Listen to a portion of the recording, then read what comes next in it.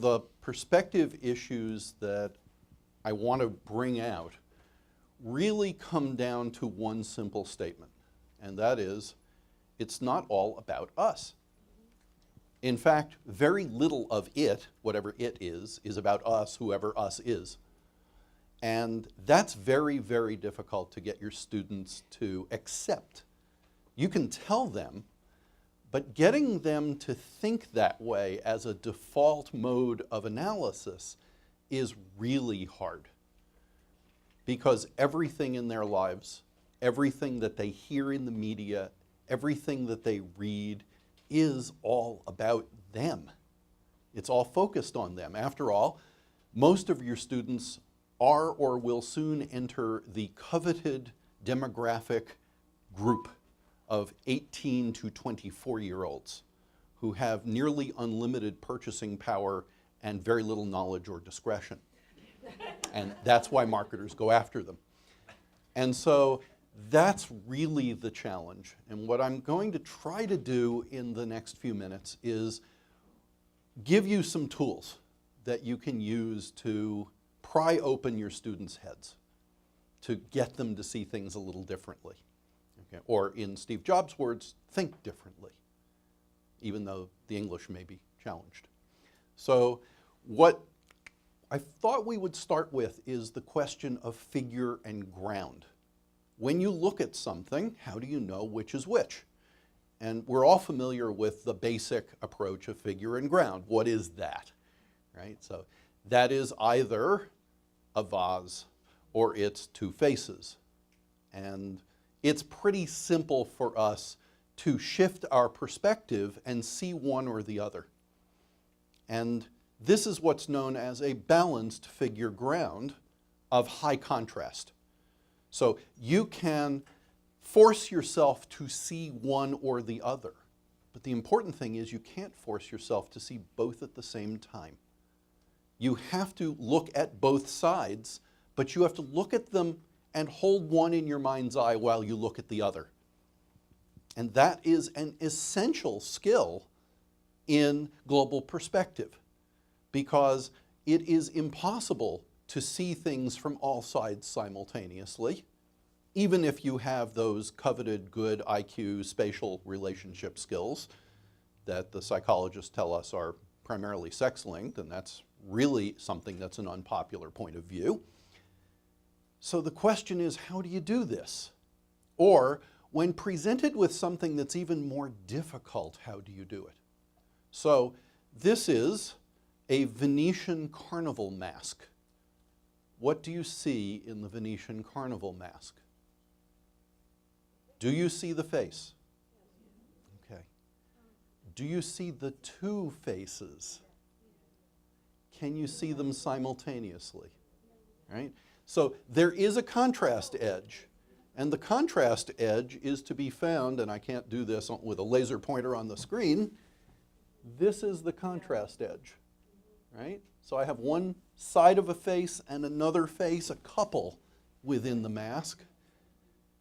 And for a great part of the population, until you show them where the edge is, they can't see it. And when you show them where the edge is, they can't not see it. They can't unlearn it. And that's a real challenge in understanding varying perspectives in the world. And it's a metaphor for the way in which we understand global perspective. Because for a lot of the world, your perspective is locked by your education, it's locked by your history, it's locked by your psychology. And what we're coming to learn from neuroscience is it's locked by your early exposure to things. So for instance, people who grow up speaking English have a very hard time learning Chinese, because what we understand about neuroscience is that your ability to hear and discriminate the tones of tonal languages is wired while your brain is plastic, before you're about 6 years old. And some people can overcome that, but most can never overcome it. And if you remember your undergraduate psychology courses, you know, we can't do this with people, but we did it with kittens. You can teach kittens not to be able to see in 3 dimensions, not to be able to see depth. And once you do that, it takes about 6 weeks. The kittens will never be able to perceive depth. They don't land on their feet because your brain is wired in a particular way. So, we also have cultural expectations. And this is an example of the cultural or acculturation that you get. On the left, color names if you're a girl. On the right, color names if you're a guy. This is why taking guys shopping with you, ladies, is not a good idea, right? Because I will never know the difference between plum and eggplant. Yeah, I can acknowledge that there may be one, but I can't see it. It's that simple. I'm just not wired that way. That's why primary colors are good for me. And further, even when we see things, we often don't know what we're seeing, and we don't believe what we're seeing. So keep your eyes on the A and the B marked squares, and you will not believe me, but I will tell you that those 2 squares, the A and the B, are exactly the same shade of gray. Exactly. A and B, A and B.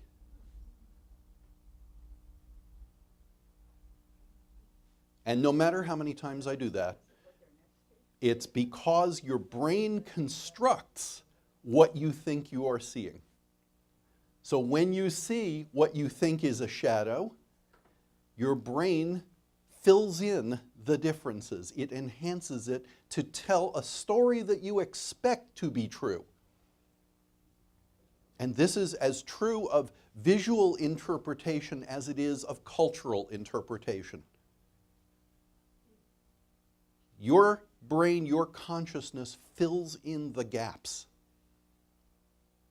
Now, I've shown this to audiences from all over the world. Audiences here in the US grudgingly accept this. My Russian audiences swear that I've manipulated the graphic and argue with me incessantly. And even when I show them how I did it, because all I did was apply a mask, a black mask around this over top in the graphics program. Didn't change anything else, just put black around it to come up with that. So it all depends on what you expect to see. That's what you actually see. That's your interpretation of the event. So, what you expect as teachers is different from what actually happens. This is my favorite way of offending educators. Now, in my house, I don't mind telling you, my daughter is here, she'll verify this, there is a term of great praise heaped on people of skill and dedication. That term is teacher. There is also a term of derision, and that term is educator, pronounced in 4 distinct syllables. Because to me, educator means you've bought into the bureaucracy and the expected outcomes. But I have to tell you, I think teaching is a form of magic. And that's what we're about. Einstein did terribly in school. He was told he would fail at everything. That's a famous story. The less famous story is that the teacher who told Einstein that he would never amount to anything was his 6th form math teacher.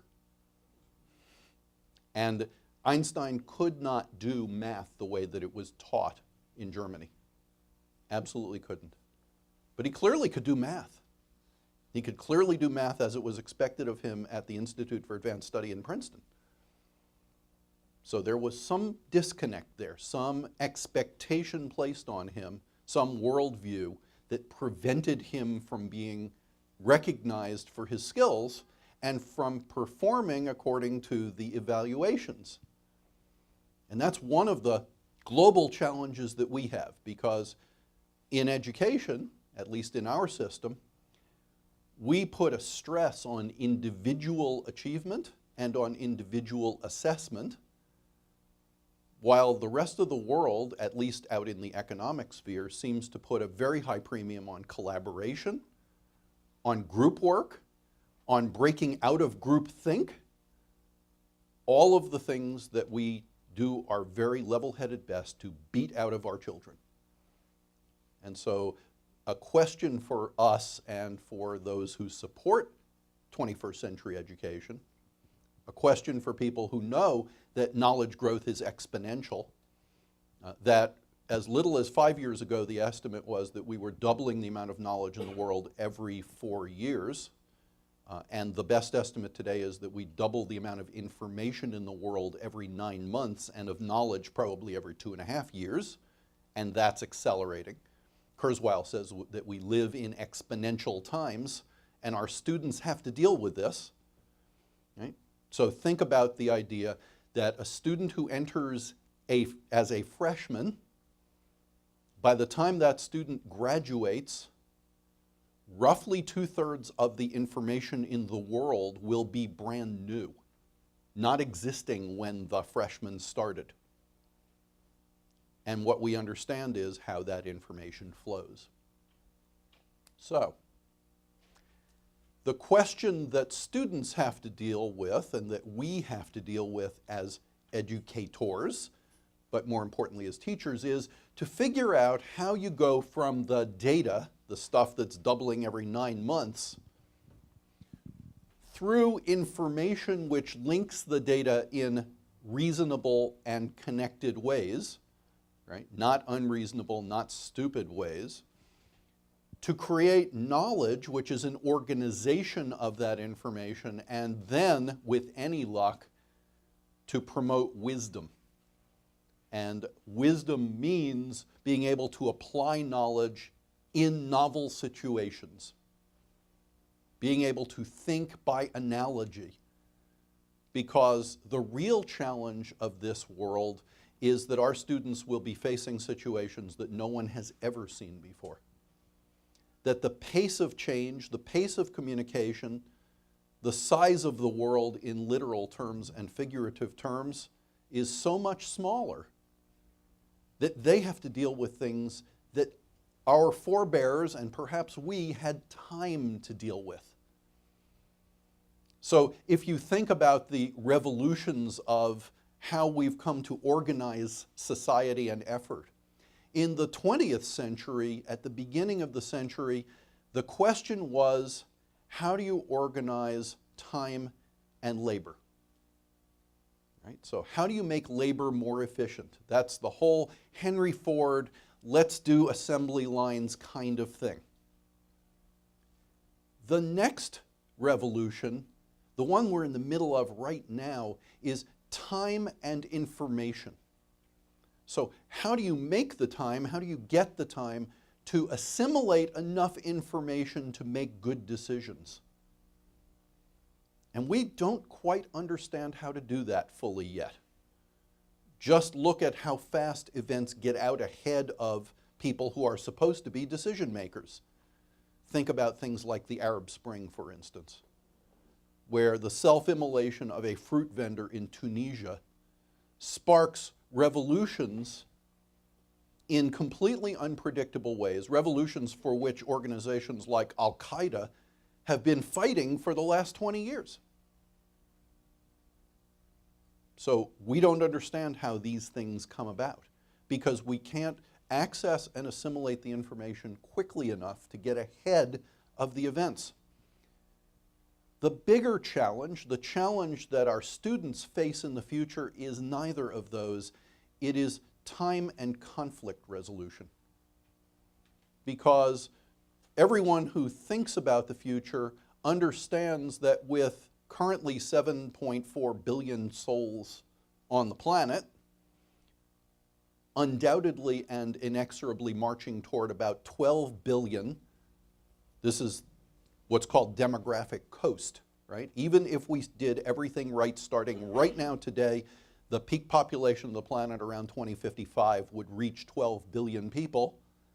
And those people all need resources. Right? They all need food, they all need clean water, they all need energy. And with 12 billion people inhabiting the planet, there will be conflict. Everyone will be competing, and we don't yet have good wisdom structures to handle that. We haven't figured it out. We are barely out of figuring out how to run assembly lines. Yes? But this is dramatically changing when we look at the world of 3D printers and how that's going to change manufacturing at that level. And I just listened to a speaker talk about how we've become familiar with our iPhones and iPads. Well, in India, for $35, they're going to be able to create you know, something similar to an iPad that actually will have a phone built into it also. So, you know, the third world's going to grow up pretty quickly, I mean, if it hasn't already. And we're going to have to figure out how to deal with that. Absolutely. So the world of decentralized information, which leads to decentralized manufacture, which leads to decentralized innovation, creates all sorts of interesting issues, but perhaps no fewer conflicts. As access to information is democratized, as access to coin a term, the means of production are decentralized and democratized, it doesn't mean that there are more resources for people. It means, I think somewhat hopefully, that as the population rises, the sheer number of brilliant people rises with it. And that's one of my great hopes and one of my great takeaways, is that in any age, there have always been a few brilliant people, and positioned in ways that that brilliance could shine through, could change the world. As access to media, as access to information and transportation and communications grows, and as fundamental public health grows, more of those people will be less mentally deficient and will have greater access to the world, and the probability is that we'll have more good ideas. And that's going to be a theme of this afternoon. All the way back there. You want to? Oh, absolutely. Love counterpoint. Argue, please. Just a quick counterpoint on that. With the increase in number of brilliant people, there will be correspondingly, and probably in greater number, an increase in number of people who don't use their skills as wisely as we wish.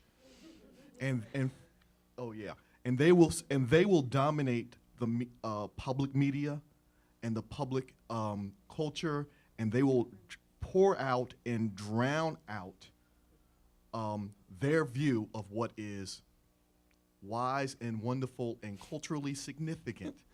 And we will now know about well, I'm going to stop right there. Yeah, that we will now know about the what is it called, Carly? The Kanye West, Kim Kardashian. Yeah, Northwest. Yes. Yes, you stopped, I went there. Yes. So, yes, you're absolutely right.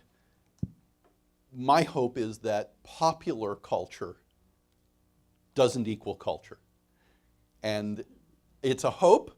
It's grounded in some fact, because at the same time that we have lots more of the E network and TMZ, we also have TED Talks.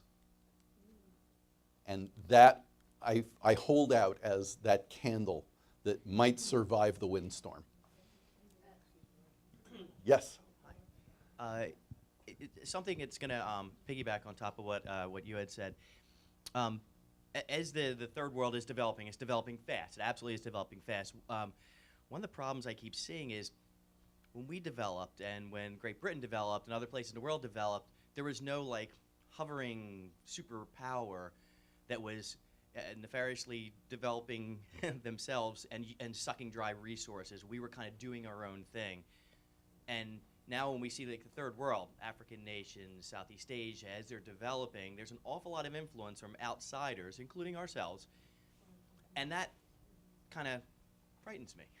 And I don't know if you're planning on addressing that as well. As we're growing, as as the third world is becoming less of a third world, doubling our population in a fairly short period of time, needing all these resources, and we're doing our best, getting more efficient. We seem to be doing okay, getting more efficient enough.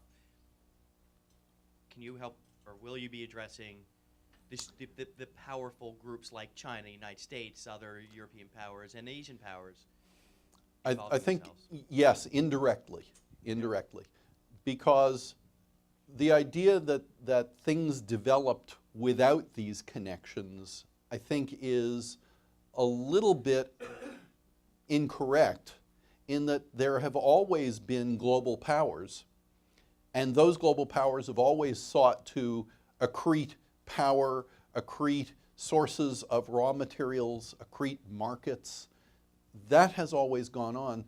The problem is that the expense of extending geographically was very high, and the time frames very long. And so in today's world, where we can get things literally from anywhere to anywhere else in less than 18 hours, if we're willing to pay enough, and where information flows instantaneously, we simply see all of this happening in much higher relief. Right? We don't have to take the time to build a fleet of ships and equip it and sail it across an ocean in order to project power. That's no longer the relevant metric. And so when we think about how the world will develop, the way in which we think about it is that there is no longer a single hegemon. There's no longer a single great empire. Now there are several great powers that are competing on many, many different fronts. So it is no longer the Roman Empire expanding against something which is just diffuse at its borders and deciding how far it can push depending on where it wishes to apply its power. Now it's many, many different ways of competing. And the question of whether military competition and military defense of borders has the prime relevance that it did, for instance, in the 17th and 18th century, is still an open question. The military historians will tell us, yes, the military is always going to be relevant and prime. There are economic historians and theorists who tell us now that, for instance, it would be unthinkable for there to be a hot war between the United States and China, but that we will choose to compete on economic and cultural fronts. And so that, I believe, is still an open question, and one that I hope we can address together here. Yes? I just want to throw another candle in the wind here, Okay. because I think as teachers, our foundation is always one of hope. And I know I so agree with the comments made about the culture wars out there. But if we look at, we're talking about global powers, but also I see, along with the Arab Spring, the rise of people power. I mean, we've seen events in Turkey and now in Brazil in the last few weeks where the voices of people are becoming more and more frequent and more loud.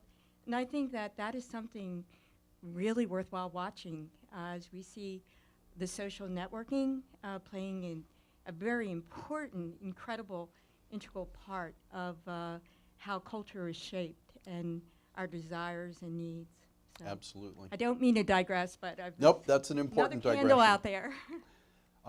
Matthew, if you could take the microphone and put it back near the computer, because there's a soundtrack that I want to come through on the speakers.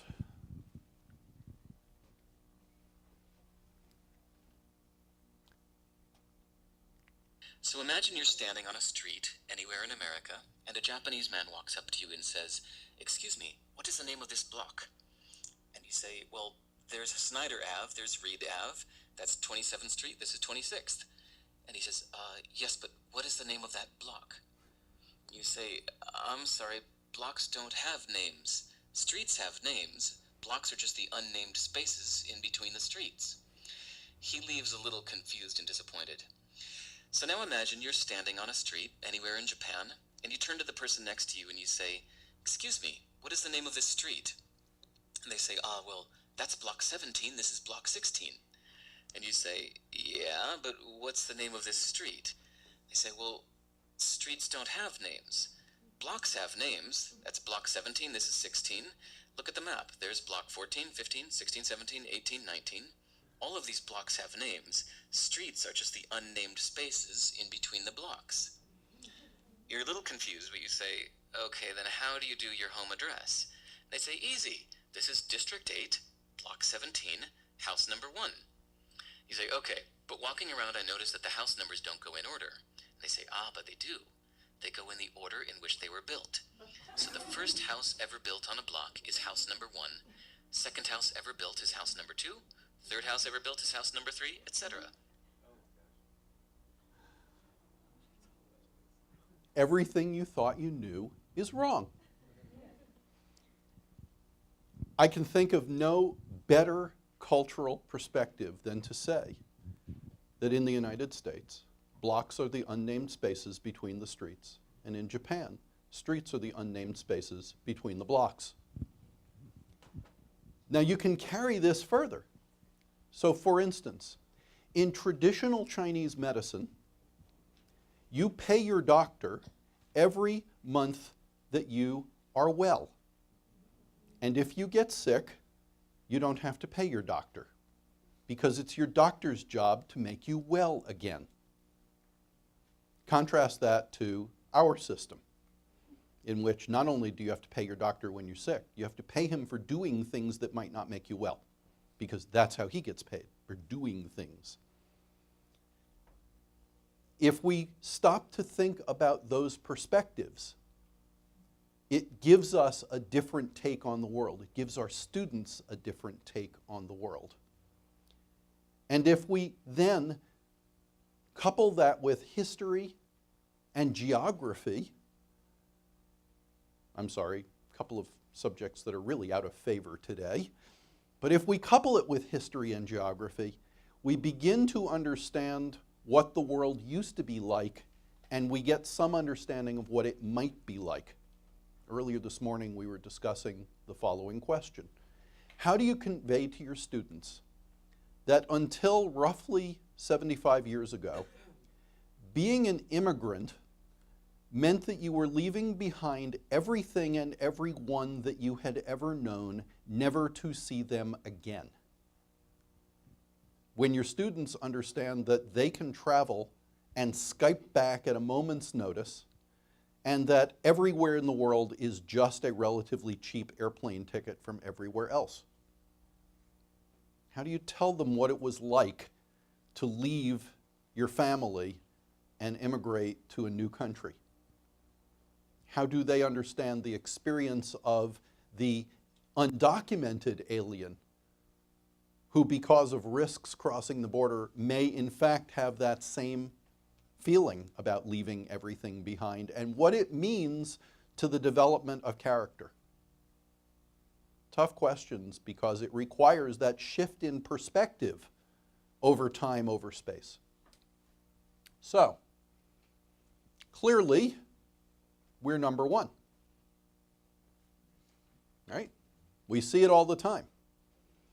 How many of you watched the HBO show The Newsroom last year?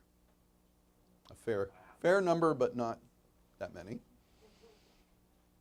Find the first 4 minutes of the first show online and watch it.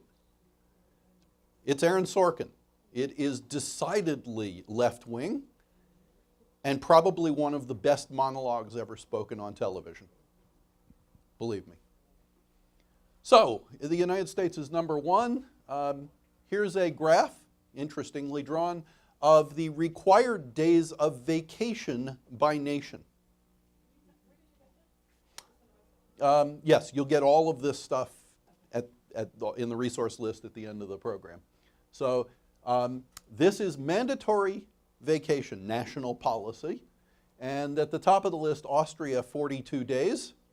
And at the bottom of the list, good old the US of A at 0 days. So we're clearly number 1 there.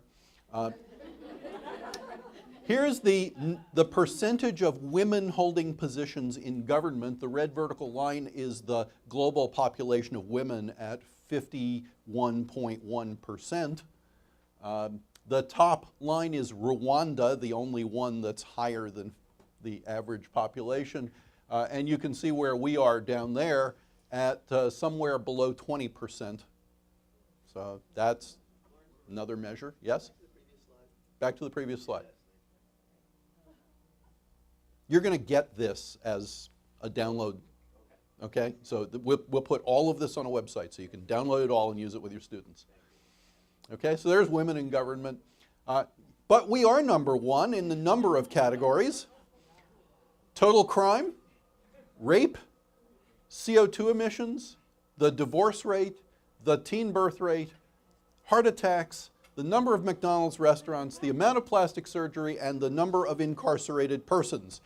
Go USA. Another way to pry the tops of your students' heads off, right? Because this is what they hear in the popular culture, right? The political discourse is all about how the United States is number one. And yet the evidence for that statement is shockingly scant, except in these laudable categories. So the question is, where do they get their information?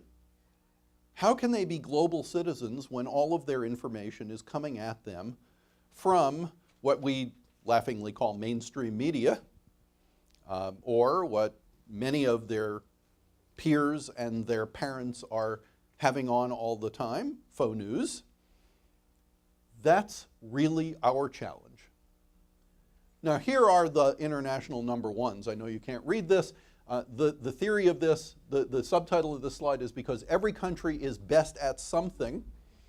Puerto Rico has the highest number of deacons per capita, and Canada has the highest number of fruit juice drinkers. Italy has the highest number of C-sections. That's somewhat appropriate. Angola has the highest infant mortality, and so on and so forth. Argentina is the number one consumer of horse meat. You may remember the controversy in Europe over this. The Argentines apparently have no problem with this. So this is another example of, you can be number one at something in the world. Ask yourself what it's worth being number one at. Yes? Also, being number one is also about marketing that we are number one. Right. So when you say when these kids hear who is number one, it's big business saying, the Ford is number one, big business is number one. So, when you say where do the kids hear that, where does it come from? I don't think it's the teachers. Oh, no. Oh, no. Yeah. It's Big not the business. teachers. It's the culture. Yeah. It's the marketing.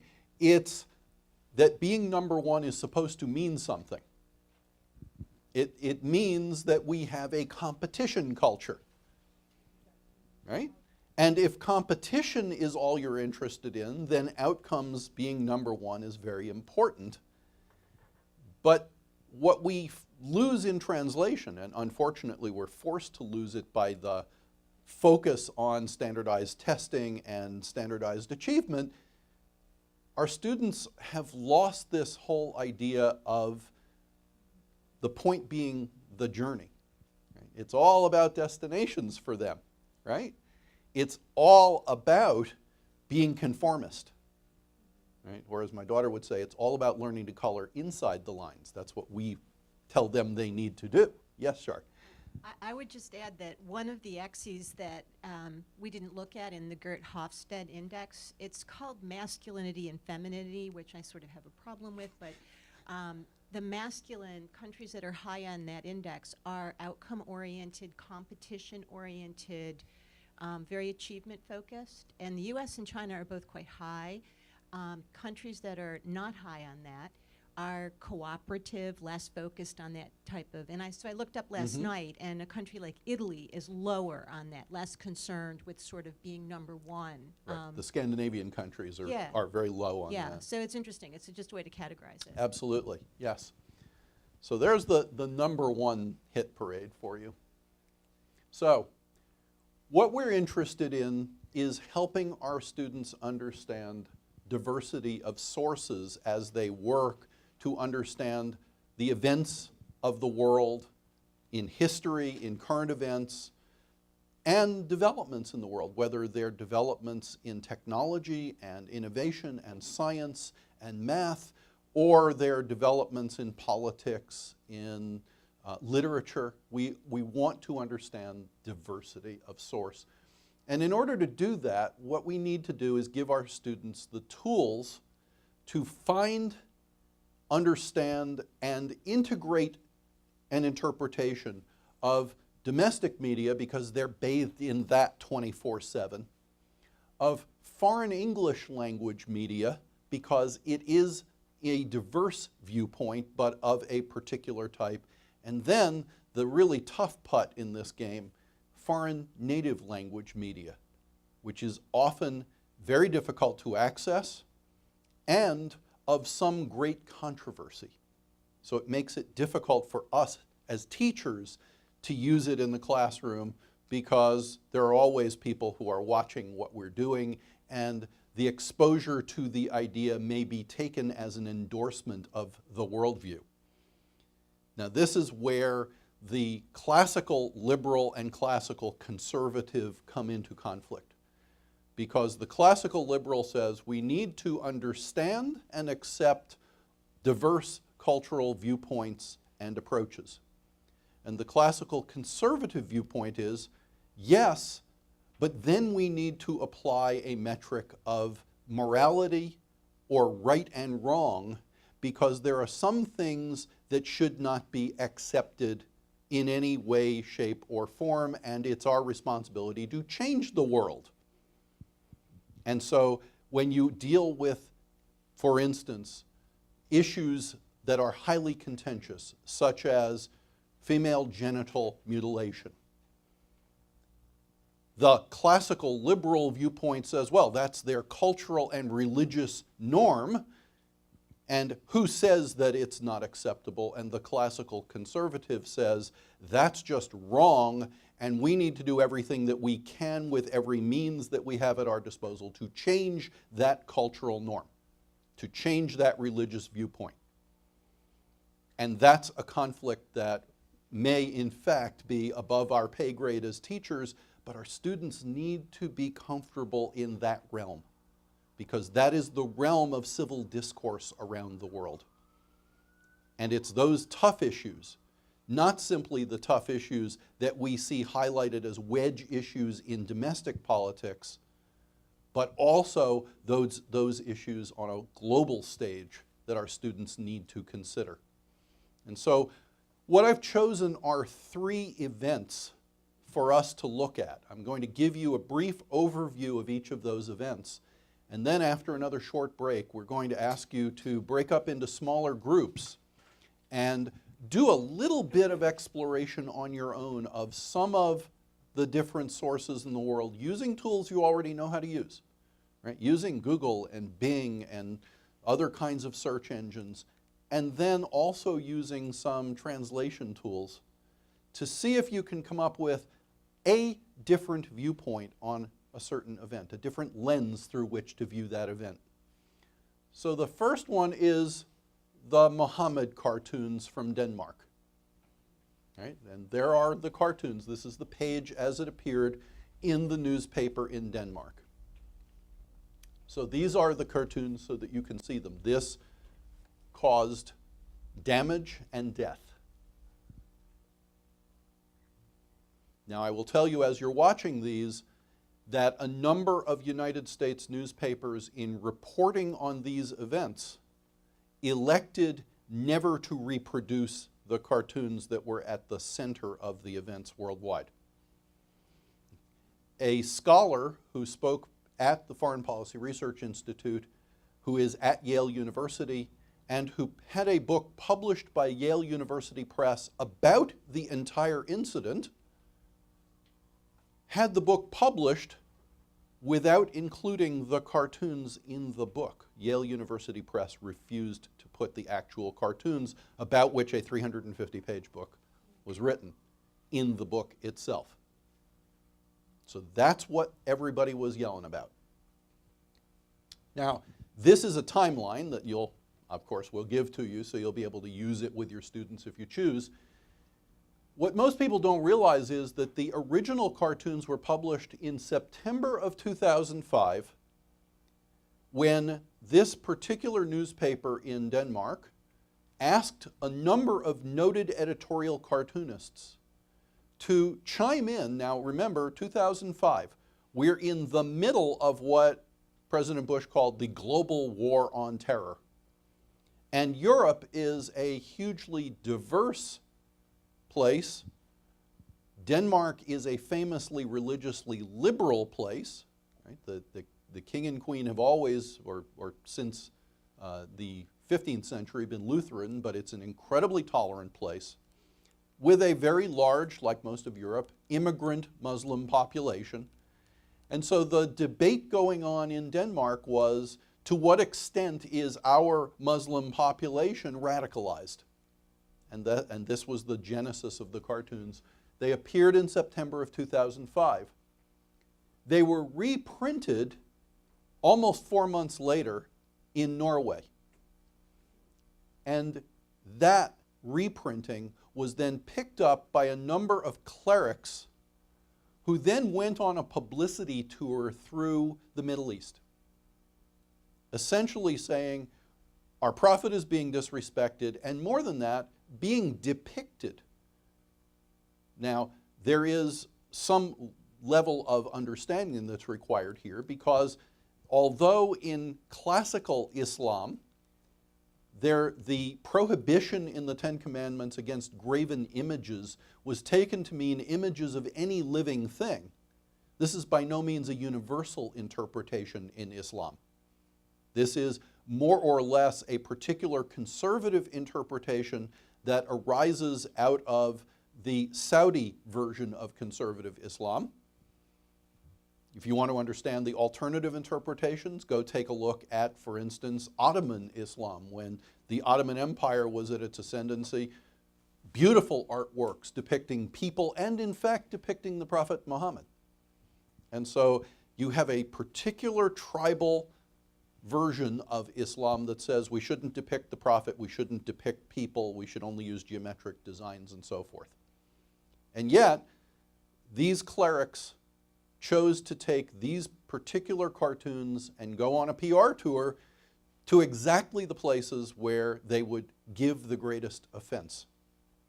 And the result was tremendous unrest, burning of embassies, boycotts that by most counts cost Denmark and other nations in Europe about 1.5% to 2% of GDP that year.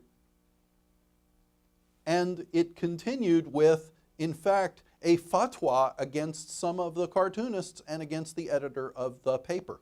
And in Islam, a fatwa, an official declaration, comes when you have 3 learned men who appeal to religious authority to issue an edict which becomes legally binding. In Islam, there is no pope. There is no higher authority that can countermand such a document, which is why the fatwa issued against Salman Rushdie continued in force and continues, in fact, to this day. It's never been withdrawn. And so any 3 learned men, not women, men, who appeal to the appropriate religious authority can issue a fatwa. This continued through years, because in 2008, there was a plot that was foiled by the Danish police of, in this case, a Dane of Moroccan descent and 2 Tunisians who went and tried to kill one of the cartoonists. The editor of the paper had to go into hiding. And so the question is, how do we view these events? Where do we get our information? Worldwide by Muslims angry over a very controversial cartoon featuring the Prophet Muhammad. NBC's Ned Colt is in Tel Aviv with the latest on this continuing story. Ned, good morning. Good morning, Katie. There were more violent clashes today, with many Muslims around the world still saying the root cause of this conflict remains unresolved. So the world awoke this morning with more fighting, pitched battles in the streets in Indonesia, in India, in Afghanistan, and beyond. This has been going on now for some 12 days, all of it stemming from the publishing of cartoons that many Muslims find extremely offensive. There are pictures of the Prophet Muhammad Islam's holiest figure wearing a bomb-shaped turban, and that's the sort of thing that is very, very offensive. So over the weekend, we saw extremely violent demonstrations in the Middle East, specifically in Lebanon and Syria, where the Norwegian embassy and the Danish embassy in Syria was attacked. Both were set on fire. And yesterday, in the capital of Lebanon, there was another attack. This time on the Danish embassy. That's where these pictures were first shown. The cartoons, which were found to be so offensive. And police just couldn't stop the crowds that attacked the embassy. And right now, many Muslims are still calling for more. While there have been no reports of media printing or broadcasting these cartoons since Saturday, at least apologies from the countries where they were printed is what is being demanded by many of the protesters, and that's going to be something that's extremely unlikely. And I want to add again, the idea here, what we're seeing is a very difference of opinion. In many countries where there's great respect for freedom of the press, clearly there's not going to be a government crackdown on this, and a lot of those in predominantly Islamic nations see that there is a very fine line to be drawn between freedom of the press and freedom of speech and respect for other religions, Katie. Actually, Ned, I'm going to take it. That's Ned Colt in Tel Aviv for us this morning. Thank you. So what did we see? This is mainstream media, right? The NBC, Katie Couric.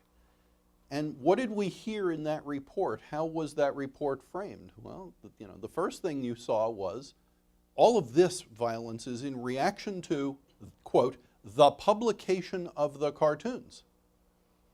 And yet this is a report happening 4.5 months after the initial publication of the cartoons. We heard about how offensive this is, and then a subtext, which is, in nations that have respect for freedom of speech, the government is unlikely to crack down on this kind of thing. So what does that say about, what should that tell critically listening students about expectations in other parts of the world? Right? What do people in other parts of the world think the role and the relationship of government and the press is?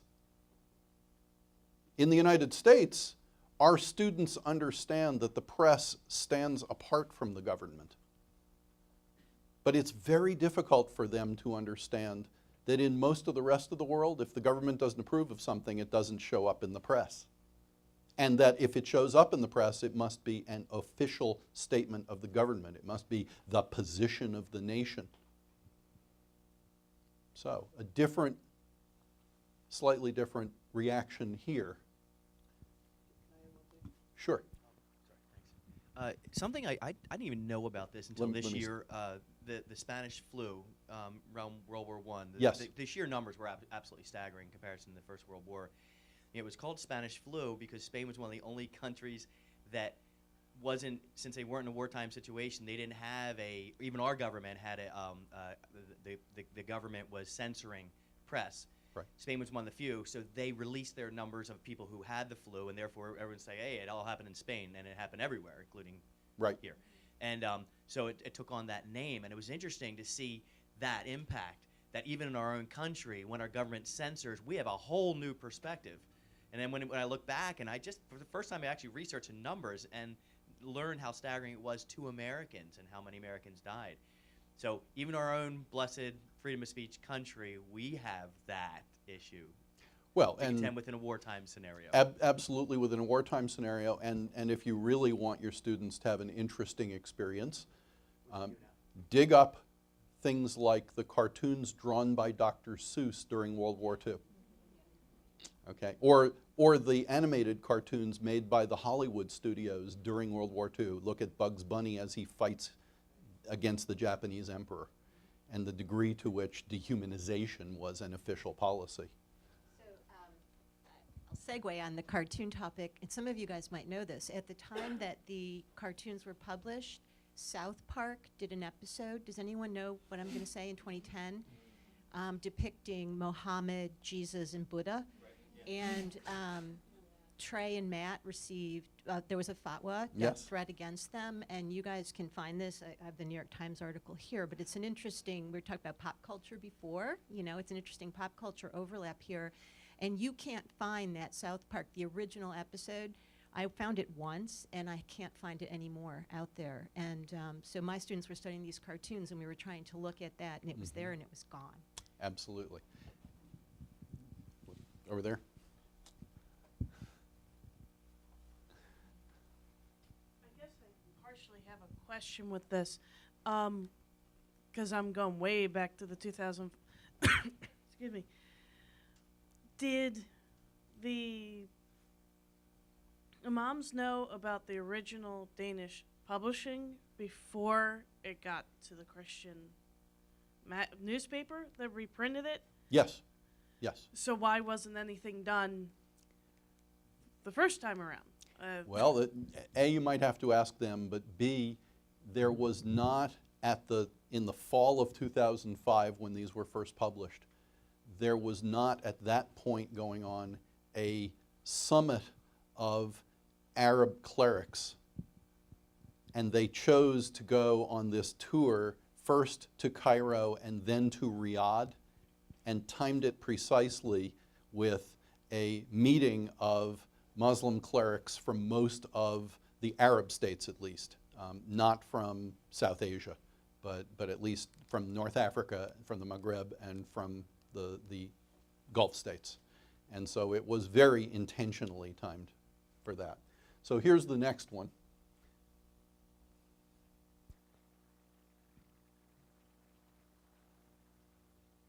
من أهم الفروق التي تفرق بين الإنسان وبين الحيوان هي ضبط النفس عند التعامل مع هذه الشهوات.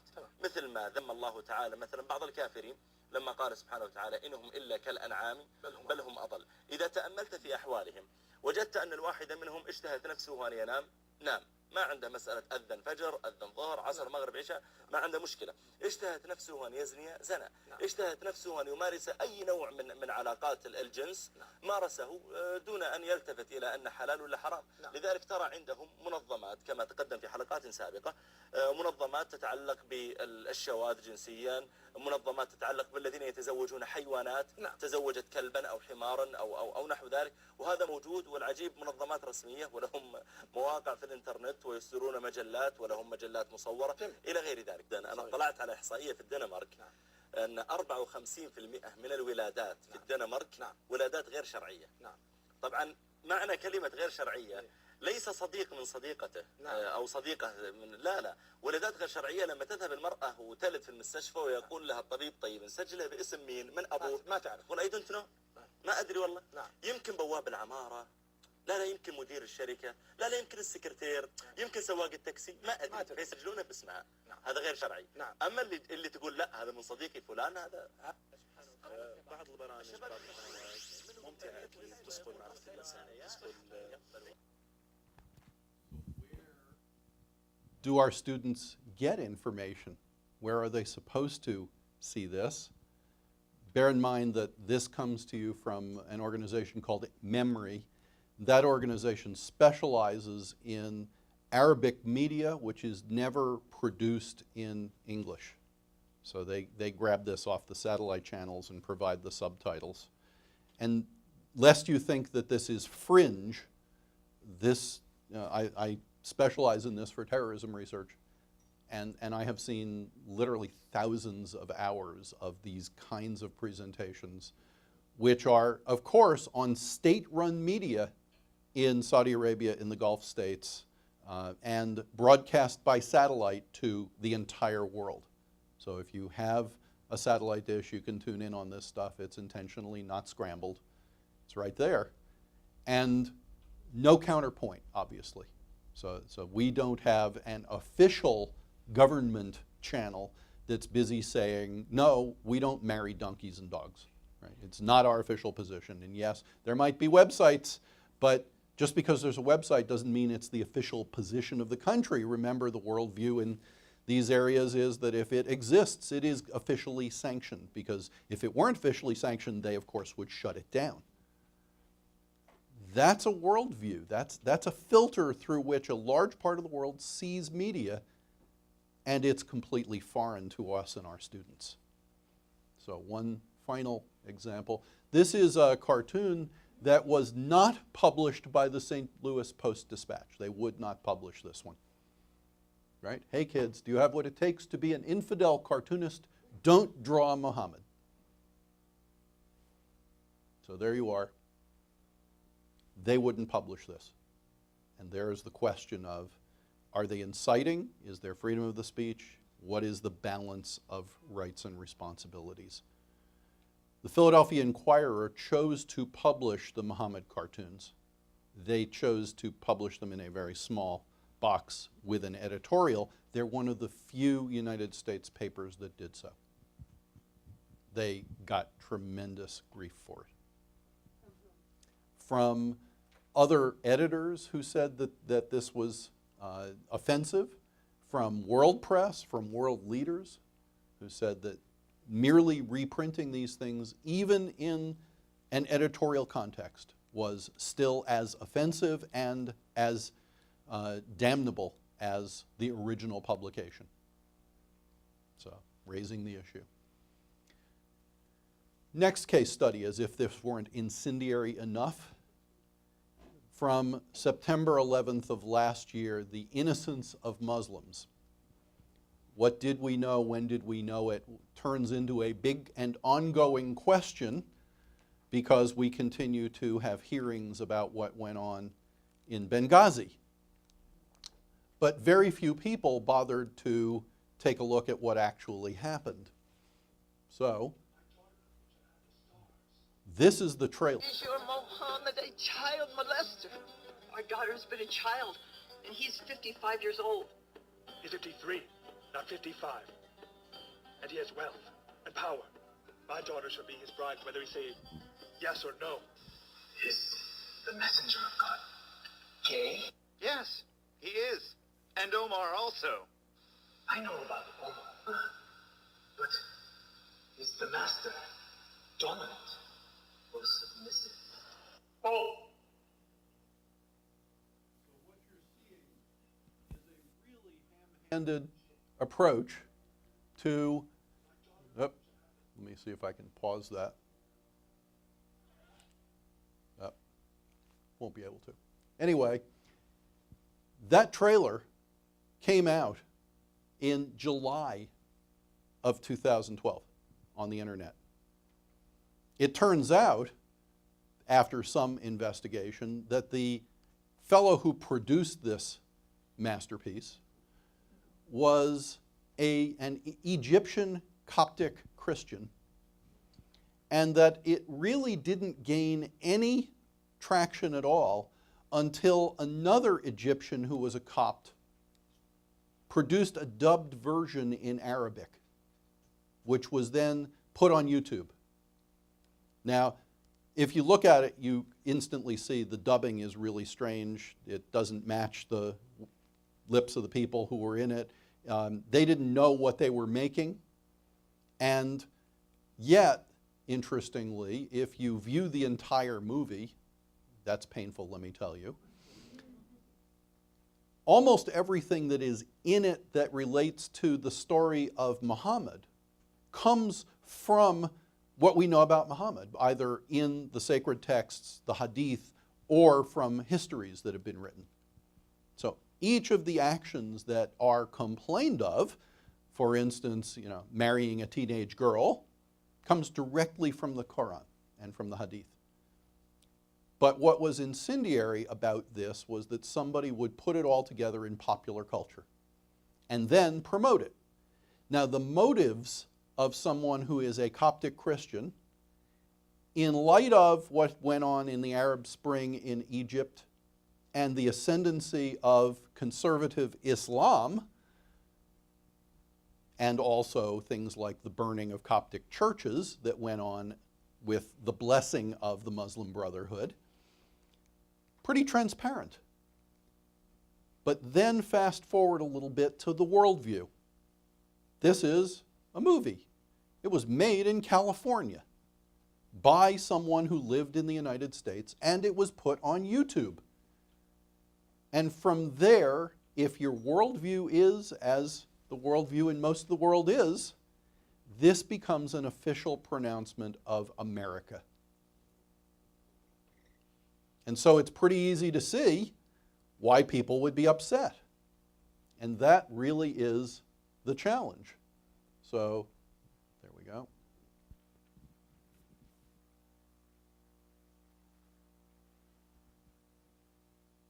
So what you're seeing here is coverage that comes from lots of different sources that tells you what went on with all of these protests.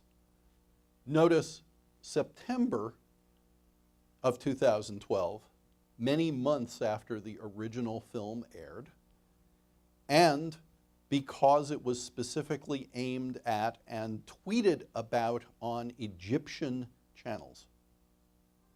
So it was intended for a particular audience. And each one of these commentators condemned it in far harsher tones day after day until there was violence that resulted. And so it's also easy to see how our government got caught up in the story in trying to diffuse it, because it was the US Embassy in Cairo that said in an official statement, wait a minute guys, this isn't us. It's not an American government thing. We have freedom of the press. Now, saying to people in the Egyptian society that you have freedom of the press is, to quote one of my favorite comedians, David Steinberg, like trying to explain alternate side of the street parking to a cranberry. It's a foreign concept. It's a concept that just doesn't compute. If it exists in the press, it must be an official utterance. That's how they exist. In addition, you have this kind of coverage. Interest in the region in general. Washington has spent a great deal of time and billions of dollars to befriend some Muslim countries, but all those efforts are now proving to have been in vain. RT's Marina Portnoy explains. Anger is rising, rage is spreading, and American flags are burning throughout the Arab world. This isn't exactly the type of relationship Washington envisioned after Barack Obama became president. I've come here to Cairo to seek a new beginning between the United States and Muslims around the world. The new U.S. leader promised to turn the page and mend relations tarnished by George W. Bush's war on terror. He even granted his first foreign television interview to Al Arabiya, an Arabic language channel. My job to the Muslim world is to communicate that the Americans are not your enemy. Washington invested huge resources in building a massive social media presence comprised of nearly 200 different accounts to spread its message of friendship. By the end of last year, the U.S. had spent $70 million assisting foreign citizens with the resources to bypass online firewalls and censorship. We must conceal this disgrace. The bitter irony is that a YouTube clip posted by one American instantly buried massive efforts made by the U.S. government. As Americans, we're being held hostage by a small group of extremist people here in America. I think when they put their views on YouTube, and now the technology is such that it can be seen all over the world, I think people in Egypt and Libya and some of these places don't understand freedom of speech, and they don't understand that this is not the view of most Americans. This is not the view of the U.S. government. According to many experts, a large majority of the Arab world has grown too familiar with the anti-Muslim sentiment America is accused of cementing.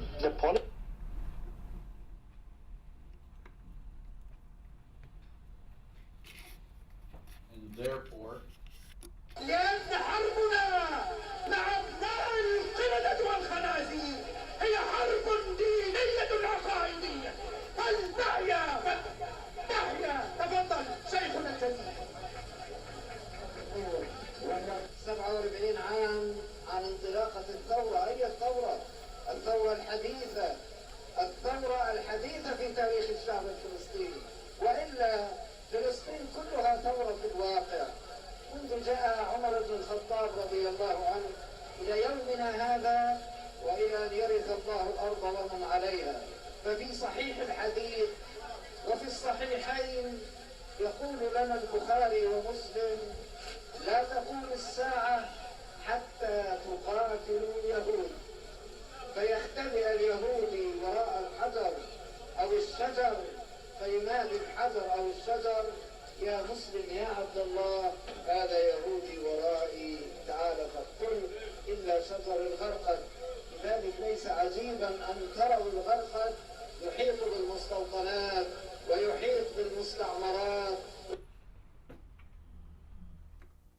Used as a justification, then the more radical elements have their voices amplified by the same kind of thing. Now, access to this kind of material is very simple today. 10 years ago, nearly impossible, but this is all available to your students if they are given the critical skills to interpret it within a context that makes some sense of it all. What they normally do in consuming media is completely passive. Right? They just watch.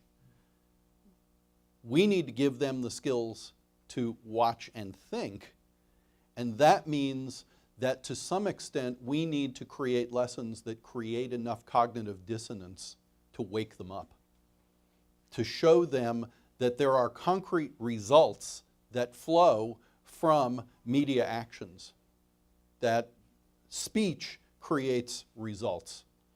And we need to teach them the power of rhetoric, and one of the things that we'll be doing in this set of sessions is showing how rhetoric is not a dirty word.